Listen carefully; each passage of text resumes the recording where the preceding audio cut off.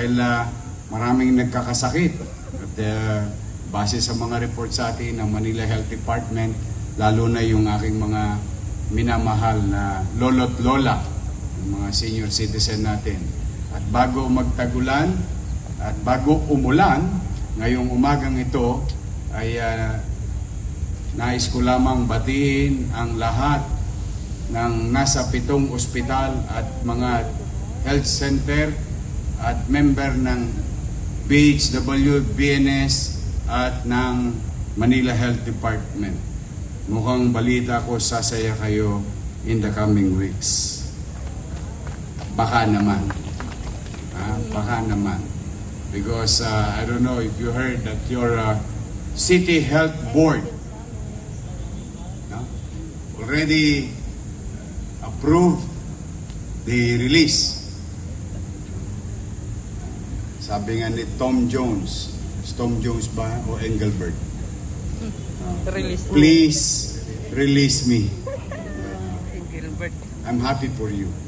Excited ako sa inyo itong darating na mga araw at bago maging araw ng Maynila, no? And kinikilig na naman si Grace Padilla. Hindi, masaya ako para sa inyo. But gusto ko lang naman na ipagpapuri.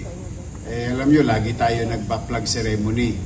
Pero natutuwa ako kasi si General Santiago, wala pang miss sa flag ceremony. Palakpakan naman natin ang ating District Director, General Santiago.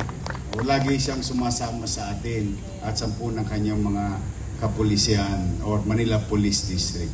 Sa ating mga konsehal na nandito, at sa ating Vice Mayor, mga department head, at bago ko magpatuloy, nais ko muna kayong batiin kasi ngayong linggong ito ay ipagdiriwang natin ang araw ng kalayaan. Marami sa inyo lumaya sa kanyang mga boyfriend at girlfriend. Pero nakasal naman sa kanilang mga naging asawa. But kidding aside, I'd like to, remind all of us, including me and Jess. Trip na si Jess. Tawa na. Lala na naman. Layang-laya ka na ba? Gusto mo bang makalawit na? Marami ako ipakikilala. 21 yung available dyan mamaya. But araw ng kalayaan, every year we celebrate it. Maybe dahil lagi na lang natin sineselebrate kung minsan ikinikipit balikat na lang natin ang salitang kalayaan. Alam po ninyo, bilang inyong ama ng lungsod, at ito'y salita ring inaalay ko lalong-lalo na sa kabataan ngayon, na ang malayang Pilipinas, malayang bansa, ay may kaakibat na responsibilidad. Isa sa nagbigay ng tinatamasan nating kalayaan ngayon ay nasa Kodliko. Ayan, si Andres Bonifacio. Isa sa maraming mga bayani na nagbuhis ng buhay upang makamit at makamtan natin at maranasan natin ang isang malayang bansa. Maraming nagbuwis, maraming nagpakasakit, naghirap upang tayo'y magiging malaya sa araw-araw na pamumuhay natin. Ngunit, pakalaang nakakaligtaan ninyo na ang kalayaang ibinigay sa atin ng ating mga bayani ay may kaakibat na responsibilidad. Kaya bilang mamamayan, tayo bilang kawani ng pamahalaan, ay patuloy natin susundin ang mga alituntunin na ipinatutupad ng mga batas. At patuloy natin papahalagahan, bibigyan ng importansya yung kalayaang ating tinatamasa. At iyang kaakibat na responsibilidad ay patuloy tayong magmatsyag at huwag tayong makikibahagi sa mga kaguluhan. Nawa, no? Itong nangyayari sa ating bansa, yung ating mga leader sa national government, sana minsan isang umaga mag-almusal sila pare-pareho. At tumupo sa isang hapagkainan na nag-uusap kung saan sila pwede magkitang interseksyon. Hindi pwedeng dalawang kalye magkatapat at parehong umaandar. Walang tutunguhan ang ating bansa. One way or another, we may agree and disagree to one another. We may believe to one another. But there must be a common ground. And in this case, the common ground is the Filipino people. Why? Because we, Manileños, tayong mga taga-Maynila, umaasa rin sa mga gagawin nila sa national government. And I hope by this time,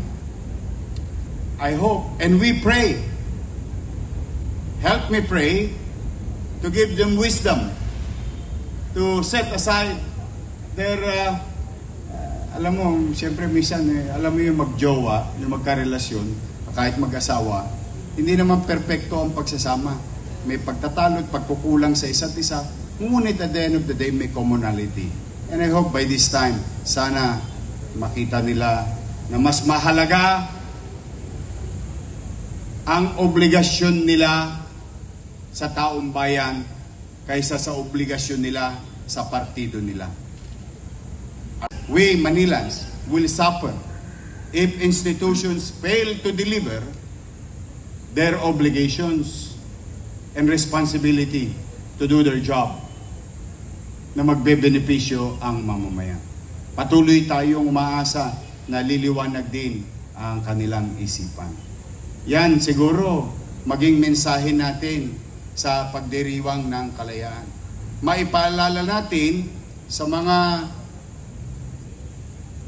individual sa national government, uy, hindi kami nag-i-enjoy ng kalayaan dahil sa inyo. Nag-i-enjoy kami ng kalayaan dahil sa mga bayani na sukdulang ibuwis nila ang kanilang buhay para sa amin ngayon at sa susunod pang henerasyon. We, the people, is the protector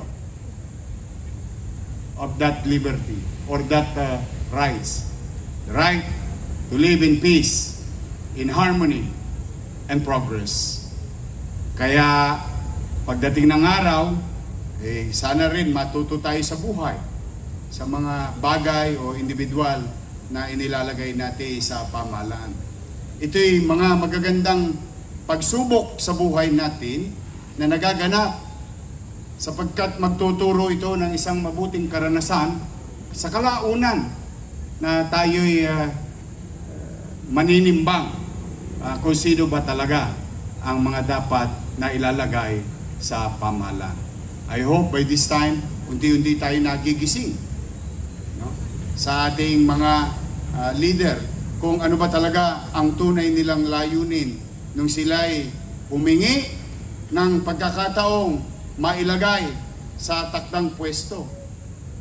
Kaya po sa inyong lahat, pahalagaan ninyo yung buhay na binuwis ni Andres Bonifacio at ng marami pang dakila or ating mga bayani sa nagdaan. Pahalagaan natin to. Ngayon, in our own little way, we as the people or people working in the government for the people, paano natin mapapahalagaan? Maglingkod tayo ng mainam, masino, at epesyente. Pag ito'y ginawa natin, para natin tinugon yung panawagan ng ating mga dakilang bayani na mahalin ang bayan, mahalin ang mamamayan. Yon ay isa sa obligasyon nating lahat. Saan man kayong dako na itala, saan man kayong dako o na-assign, you can excel from it. Let's be reminded in the celebration of this independence this year, of our obligation bilang kawani ng pamahalaan o bilang mamamayan sa kanyang pamayanan at sa kanyang bansa. Kasi lahat po yan, hindi po yan tiwai, hindi po yan libreng nakamit natin. May nagbayad at ang ibinayad dyan, buhay ang kapalit. So, wag natin lilimutin ang mga bato at tribultong naitatag sa mga kalsada. Maaari minsan mga tanso. Ngunit, yan ay simbolo ng pagpapaalala na kapag ikay naging mabuti sa iyong kapwa, you will be immortalized. And this is a reminder for the next generation. Itong mga simbolo, itong mga sinasabing rebulto ng ating mga bayani, ipinaalala sa atin na kapag tayo naging mabuti, ang Estado mismo ang magbibigay pahalaga. Nasa ilalim ng 6 na piye ka na, kikilalanin ka at pahalagaan ka ng kasalukuyan. Kaya po, sana anumang hirap, alam ko yung mahirap ang buhay ngayon na ating kinakaharap, ngunit patuloy tayong manalig at maniwala that someday, somehow, may mga leader ng kani-kaniyang departamento, ng kani-kaniyang pwesto sa lugar natin do, kiyaw-kiyaw, o alitan, salitan ng iba't ibang partido o grupo, ay tayo ubusin natin ang lakas ng ating pangangatawan. Mga mahikang pag-iisip or thinking beyond. No? At tutok din natin ang ating tungkuling maluwag sa ating puso na paglingkuran ang mamamayang 2 milyon na Manileño sa lungsod ng Maynila at pati ang mga dumadapo dito. Yan ang hamon ko sa inyo. Yan ang dapat nating gawin.